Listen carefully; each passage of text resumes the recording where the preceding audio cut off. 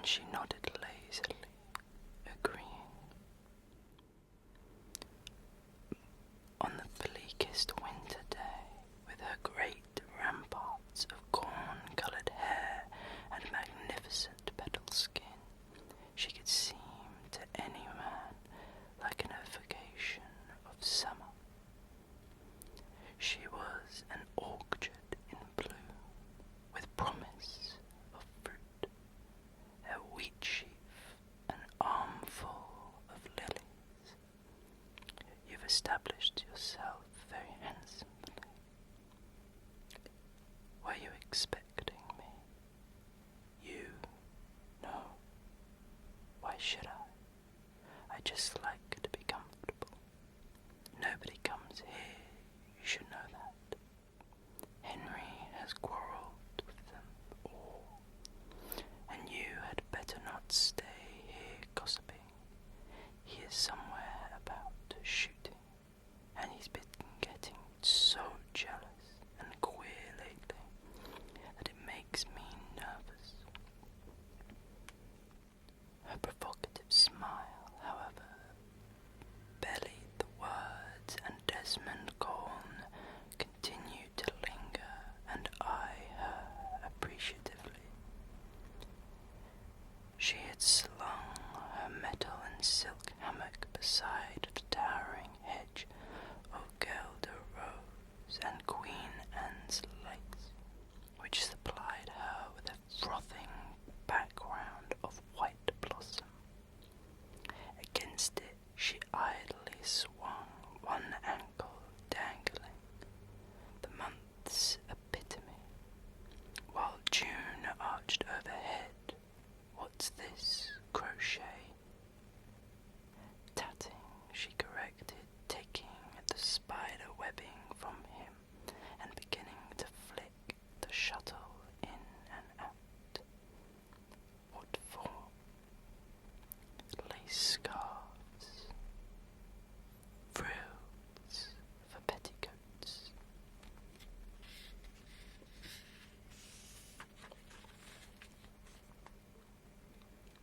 Frills, he said, and suddenly chuckling.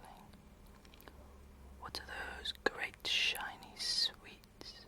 Honey humbugs? No, satin cushions. That's what you remind me of, a satin cushion. Gorgeous and golden and curving and brittle and hard. She was delighted. No one's ever compared me to a honey humbug before. Doesn't it sound like the last line of a poem? My mistress is mad about judo, no holds barred. She's gorgeous and golden and curving and brittle and hard. They are still laughing. They were still laughing when something flew between them with a savage whip and whine of unexpected sound. It anchored itself dithering in the ground beside her hammock. Colne jumped back with a sharp exclamation. You see what I mean, said Sarah flatly, though the shock had driven all the blood from her face.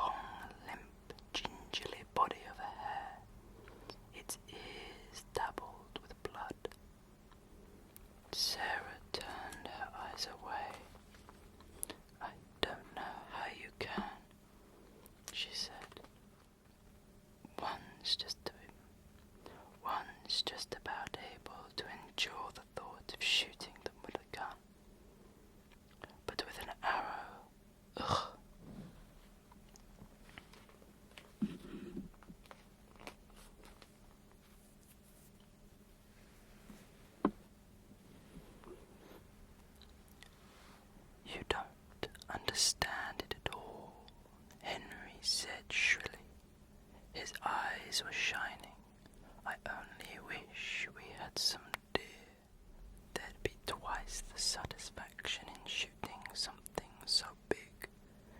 You could really choose your mark, the neck, the flank, the eye. As it is, you have to shoot at anything you see." "Oh, shut up," Sarah said angrily. "Where did you bag the hare?" Desmond asked in a polite diversion, in what we call the hidden road. When they cut the new highway, they left the old lane that goes through my woods. No one uses it now. It's nearly overgrown, and it makes an excellent game. Well, he flipped the hare's ears dismissingly. "Got the specifications with you, Colm?" "In my car," Desmond said. The two men turned across the grass towards the car, which stood beside the house. Sarah, with a flash of petticoats marked by Desmond out of the corner of his eye, swung herself out of the hammock, gathered up her tatting, and followed them. "This is your car," she said, yawning, as Henry studied the papers Colm gave him. "It's very pretty, but what a melodramatic number. Hell 999. Is that help, murder, or the mark of the beast? Neither, I trust." He was not good at this fooling, with Henry's eye upon them. "I think it's ominous," she yawned again. "A good journey to you, anyway. Didn't you say you were driving up north tonight? And Henry's running down to Aylmouth to catch the 10 o'clock tide for his yacht race. What busy, purposeful lives men lead." Her husband shot her a narrow glance. He was a thin, hot-eyed man with crusted lips and hands that trembled continuously and nervously, except when he was holding a bow or a tiller. Then they were clammed and steadied. "And what will you do with yourself, my dear?" he inquired. "I shall have a delicious solitary evening. I shall go to bed early and curl up with a box of chocolates and several thrillers. And then I probably shan't read a word. I shall go to sleep thinking of you. Energetic people speeding through the night, and how much more I am enjoying myself than either of you."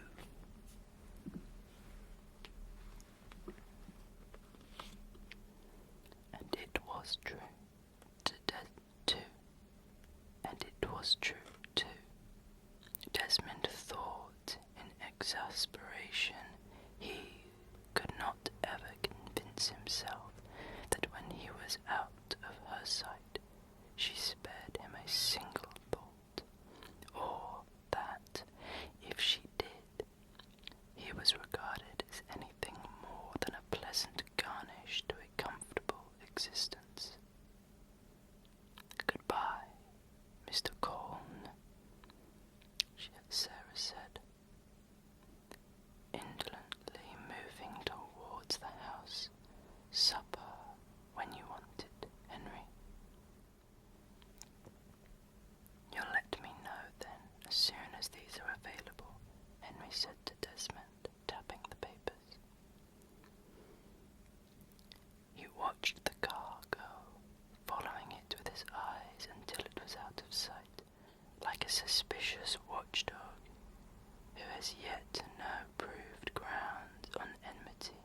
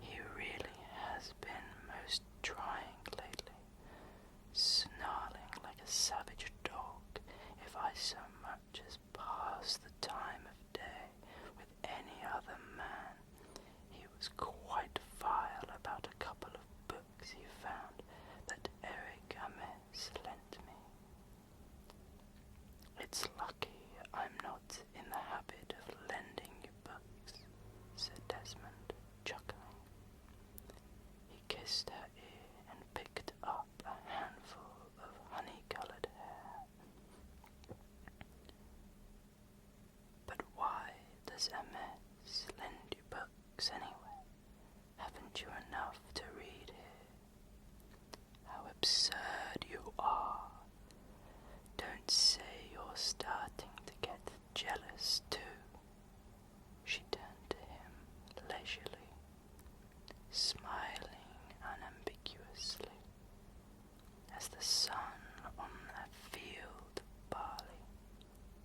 Of course not, he said, stifling the thought. Look, I brought a bottle of Bunay. Shall I put it down near the fire? Marvellous, but pour me a glass first. Just listen to that wind. Heaven help poor sailor men on a night like this. She raised her glass to him. It winked red in the firelight. A couple of hours later, Desmond looked at his watch. Better be off, he said. Do you have to? I really am going up north.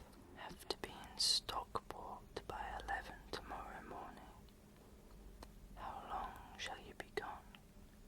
A month or two, he said, picking up the empty bottle, tilting it against the light and tossing it into the waste paper basket.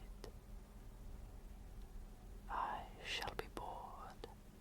Still, if Henry's acting suspicious and odd, it's probably quite a good thing. He'll be simmered down when I come back.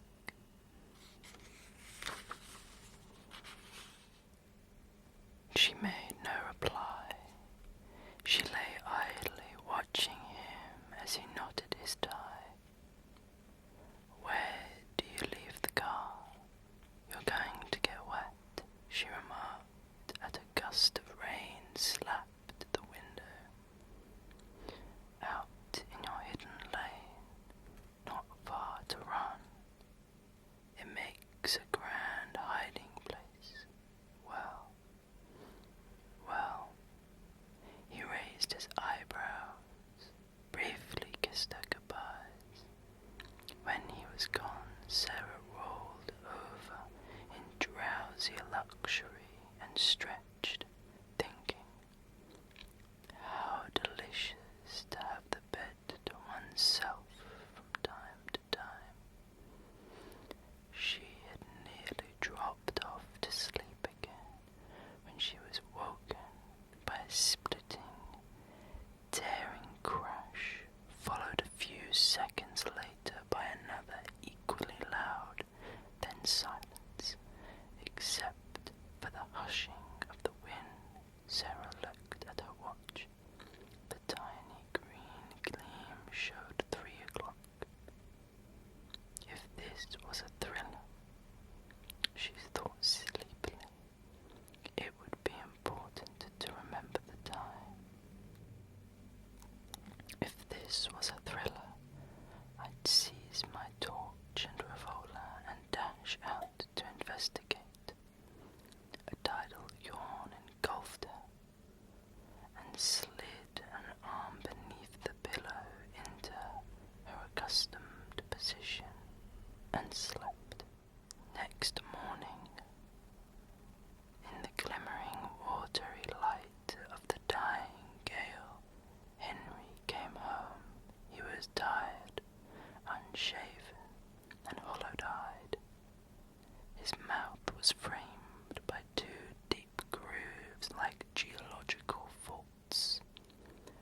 Weather conditions hopeless, he told Sarah. The race was scratched. Just as well for me. Mainsail split while we were still in the harbour. Hell of a mess. It did blow, Sarah said placidly. She glanced out at the lawn covered with broken wreckage of trees. I wondered about you. His eyes flickered at her, and the twitch at the corner of his mouth that might have been a smile or just a muscular spasm jerked twice. He strolled out into the porch. said tonelessly, "I'm going through the wood. Always some injured birds after a gale like that." She nodded without reply, and twirled her filament of tatting. If the thought of possible tire marks came to her, she ignored it. He watched her inimically for a moment or two, fresh, graceful, composed. She sat in the window seat among her gossamer artifacts, her nimble wrists and smooth, capable forearms emerged from the drooping restoration sleeves of a corded silk housecoat, but there was nothing provocative about her today. She was as self-contained and aloof as a cat embarking on its morning toilet. She shrugged and went out into the wet garden. The grass was bent and silvered. Heavy drop-laden spiderwebs swung and dangled from bush to bush. In the hidden road, the scent of broken, wet greenery was strong and steamy.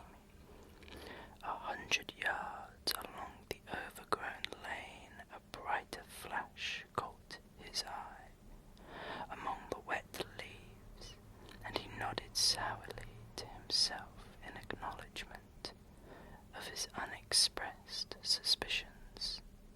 Corn's car stood there. 2 huge elm boughs had dropped across it, pinning it as securely as a beetle to an etymologist's board. "Helm 999, Henry said aloud, still with a sour smile. "The mark of the beast, eh?" He walked up to the car, wondering what excuse Corn would offer for its presence, and then his smile grew fractionally wider as he saw that the owner was still inside. He must have made an attempt to get out when the first bough fell, and had been caught half in and half out. It would not have been comfortable. He must have lost a considerable amount of blood. Quite a pool of it had dripped into the leaf-filled rut below the car. Looking at him attentively, Henry saw that he was not yet dead. Though unconscious, perhaps, it was even possible that he could be saved. "Still, we won't bother about that," Henry murmured. He often talked to himself when he was in the woods. "No one else ever comes this way. He'll just leave him to cool, eh?" His eye caught a chattering grey squirrel among the branches, and he drew out an arrow, but changed his mind. He said he had wished for larger game, and now he was presented with it. He thought of Sarah, lolling so composedly, her wrists flashing among the lace. Thought of her with a hunter's voluptuous possessiveness.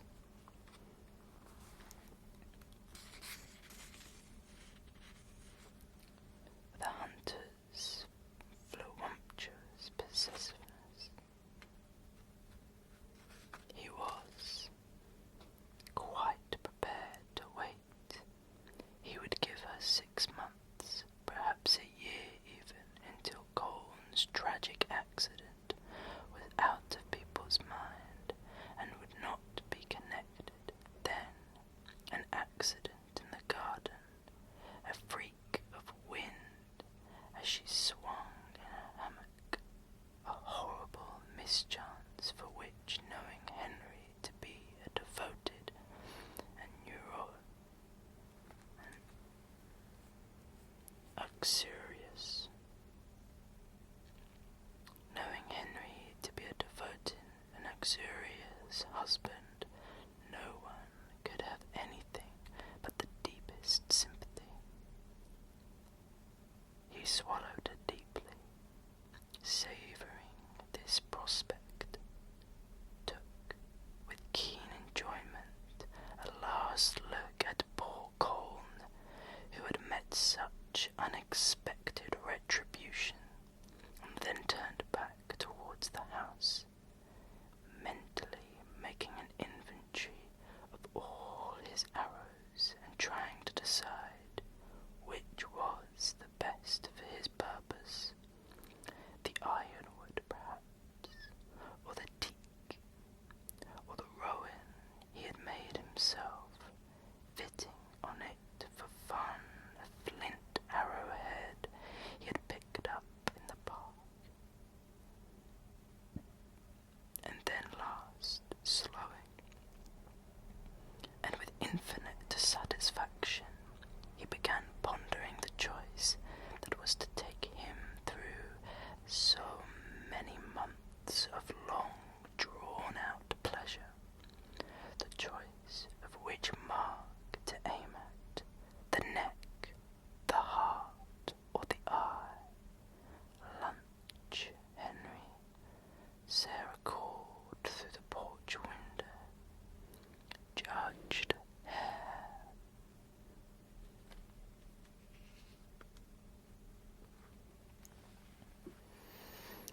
And that is the horror story. It's a bit of a fun ending there. To give you some context, these were written in the 1940s. It seems they were very popular at the time when they were published, and so this is a reprint, modern reprint. That was a very light one, a bit thriller rather than horror. So the next one we'll look forward to. The next one is Submerged by A.L. Barker. It's a long one, that one, so we'll see when I do that one. Remember to like and subscribe and comment down below whether you liked this story, whether you'd like me to read a specific story from somewhere online or in a book, or a specific